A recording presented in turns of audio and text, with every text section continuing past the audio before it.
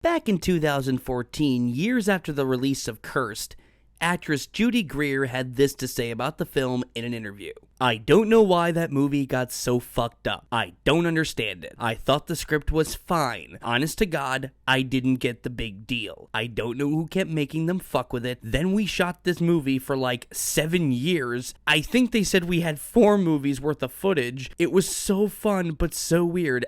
I don't get it. I couldn't figure it out." Well, I think I speak for all of you when I say we'll take that as a good sign. Pray for me. You're so cute.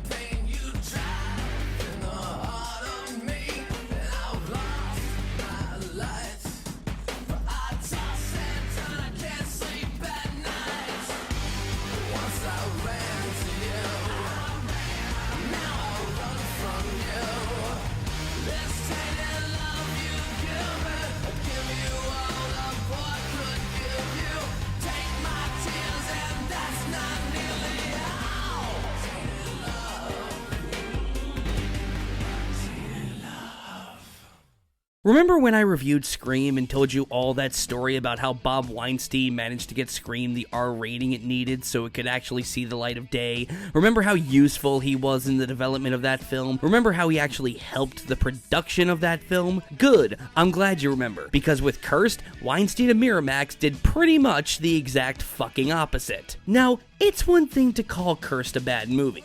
It is. However, what's more important is understanding why it's a bad movie. So, before I talk about it, let's get into the troubled production history of this movie. The original script was written in August of 2000, and Bob Weinstein himself said in 2002 that Cursed would, quote, reinvent the werewolf genre. Then Wes Craven was set to direct, with the movie scheduled to be released in 2003. Okay, sounds alright so far, right? Hang on, get your seatbelts on. Christina Ricci, Skeet Ulrich, and Jesse Eisenberg were cast as the 3 leads. The original plotline had 3 strangers brought together by a car accident and an attack by a werewolf. The 3 characters were named Ellie Hudson, Vince Winston, and Jimmy Myers. For those of you who have seen the film, you know that didn't last long, as Vince's character was scrapped entirely and Ellie and Jimmy were made brother and sister instead. The film suffered numerous production and script issues and was postponed for over a year. While production was stalled, several cast members had to be replaced due to scheduling conflicts with other films. When the movie was rewritten and reshot, many cast members had been cut entirely, including Skeet Ulrich, Mandy Moore, Omar Epps, Elena Douglas, Heather Langenkamp, Scott Foley, Robert Forster, and Corey Feldman. Some of them had even filmed scenes, which had to be scrapped because Miramax still wasn't satisfied with the script and ordered more rewrites. Yeah, here's a fun fact for you about how long it took for this film to get made. In the film, the main character, Ellie, works among the crew of The Late Late Show with Craig Kilborn, with Kilborn himself making a cameo appearance. But by the time this film was actually released, Kilborn had already left The Late Late Show and had been replaced with Craig Ferguson. So people who actually watched the movie had no idea what the fuck was going on with that. Only about 90% of the original script was filmed, but here's the real kicker. Bob Weinstein told Wes Craven he was happy with the film, but, big shock, he later changed his opinion and ordered for the movie to be reshot with a new plot.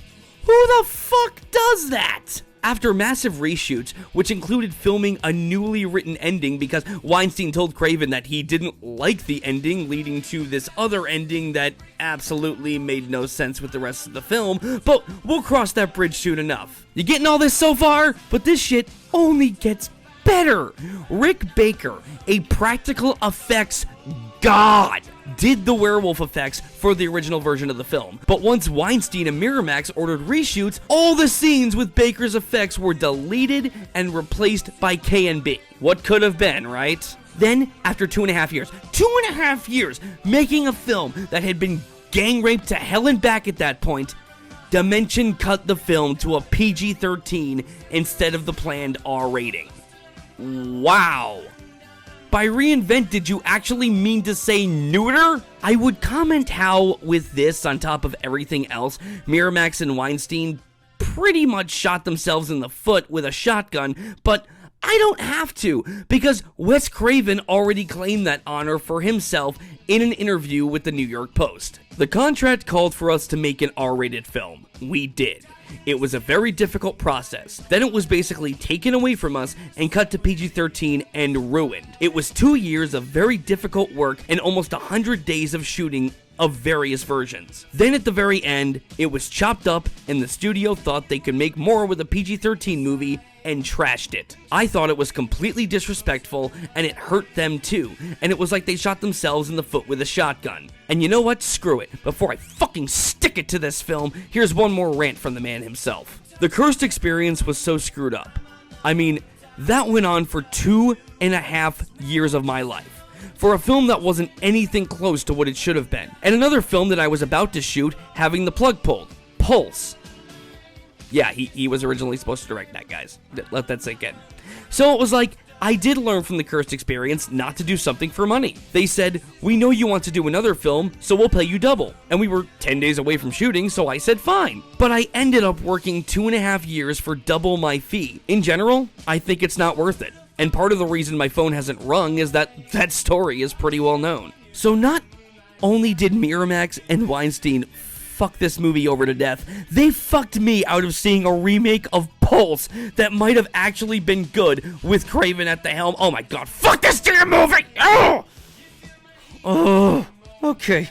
Sorry for my mental breakdown, guys. Just knowing all of this information pisses me off to no fucking end. So now, without further ado, let's look at the sorry piece of crap that they did manage to put out to Miramax and Weinstein's special specification. Okay, well, first of all, everything werewolf-wise, it's a fucking joke. I mean, my god, are you kidding me with half of this shit? I'm not even gonna comment on the effects, just watch this transformation scene and try not to laugh at how horrible it looks.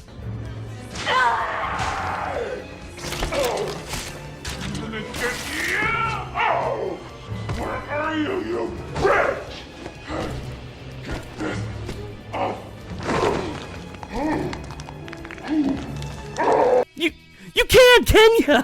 You just cannot look at that piss poor CGI and not laugh your ass off. Jesus Christ, it looks like animation from Star Wars The Clone Wars. Yeah, that show was awesome, but here's the thing, that was a fucking cartoon! This is actually meant to be taken seriously? Reinvent the werewolf genre, Bob? Really? Come on, man. If by reinvent you actually meant make the effects so laughably horrendous, no one will ever take werewolves seriously again, yeah, you definitely succeeded, pal. Honestly, if you really fired Rick Baker for a bunch of hacks that created effects that would be laughed off the set of Twilight, you should probably consider a career change. Just saying. Okay, so here's the story as I can figure it. Ellie and Jimmy are brother and sister. They crash into a car that forces it off the road. The passenger of the car is eaten by a werewolf, and Jimmy and Ellie are subsequently bitten. Over the next 3 days of the full moon, they find themselves slowly but surely becoming werewolves, as other random people we don't give two shits about are mauled by the werewolf that bit them. And the movie is mostly the brother trying to unravel the mystery of who the werewolf is, while Ellie has boyfriend troubles. Oh, and her boyfriend, who tries to protect her, is also a werewolf. It's so fucking obvious from the get-go, it will make your damn head spin, but this movie plays it up like a big mystery. Of course it does, because my time already being wasted with a slew of celebrity cameos wasn't irritating enough as it was. Oh yeah, my god, the celebrity cameos are through the roof in this movie to the point of absolute annoyance. They aren't even funny cameos, they're just there. It's like they just made a checklist of who was popular at the time and shoved him in here for no reason. Bowling for Soup? Check. Nadia from American Pie? Check. Maya? Check. Michael Rosenbaum wearing one of the worst wigs I've ever seen in my life? Check. The Kid from Dawson's Creek? Check. Lance Bass? Check. Craig Kilborn? Check. Scott Baio? For some reason? Check. Yeah, I guess sometimes you just need a paycheck. And it's sad, too. Every scene Baio's in, he looks completely miserable. You think maybe he was holding out for a television revival? Charles in charge of our days and our nights. Charles in charge of our wrongs and our rights. And I see I want Charles in charge of me.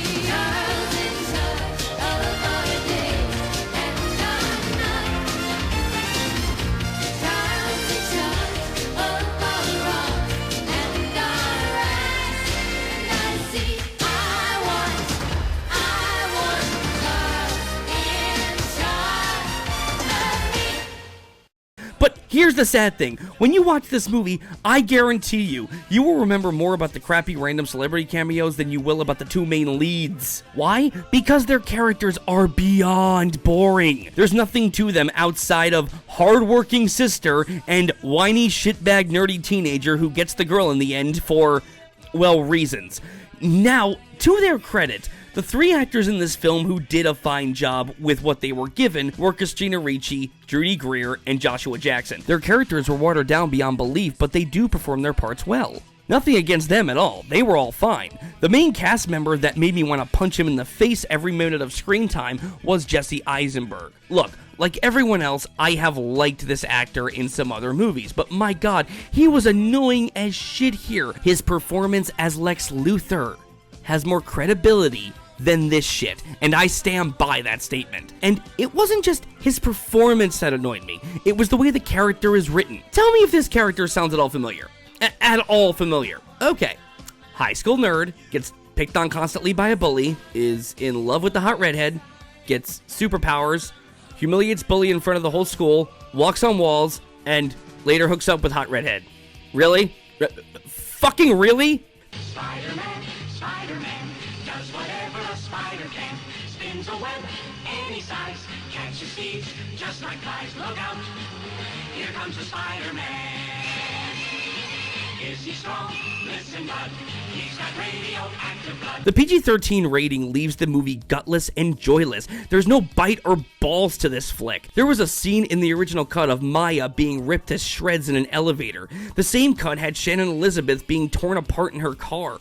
All those gory elements were cut out for a PG-13 rating. Why? How could that have helped you? What made you think that making a killer werewolf movie PG-13 was a good idea? Half the story doesn't even make sense, especially the ending. Yeah, you know what? Let's get into that tacked-on ending that the studios made Wes film. Now, I'm about to spoil shit for you, so if you don't want to be spoiled, you've been warned. So, after the werewolf is found and killed, Ellie and Jimmy go home only to discover that their curse isn't gone. So, naturally, the boyfriend character, Joshua Jackson, who was trying to save their lives not 2 scenes earlier, comes by and tries to kill them. Yeah, right the fuck out of nowhere. Apparently, he's the werewolf that started everything, and the only way to lift their curse is for him to die. So, naturally, instead of just running away forever when Ellie rejects him, he says, fuck it, I'm just gonna kill yous. I'm randomly evil now. The fuck out of nowhere. Yeah, good job, assholes, good job. The attempts at humor in this movie are terrible as well, except for one scene, which I will play now. Did you say werewolf? She may have changed back to her human form. Her name's Joanie. She's this hyper skinny publicist. Any other description? Yeah, she's what, just like 5'7". She's got a bony ass and fat thighs and bad skin.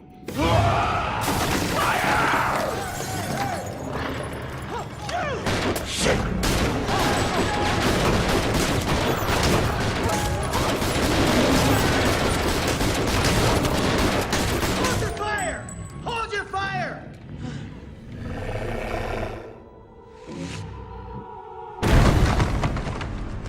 Okay, movie, that was pretty funny. I gotta admit, watching a werewolf flip the bird to Wednesday from the Addams Family is pretty fucking hilarious. But outside of that one joke and the performances of Ricci, Jackson, and Greer, this film is shit, and it's easy to see why. Almost nothing about it resembles the script that Wes wanted to film. He instead, with most of the actors and crew involved, spent 2 years in hell creating this film until the studios finally looked at it and said, yeah, you know, now that you've changed everything we hired you to do, added in a shit ton of cameos, made the effects comically horrendous, and added in that ending that makes less sense the more we think about it, it's finally ready for the masses.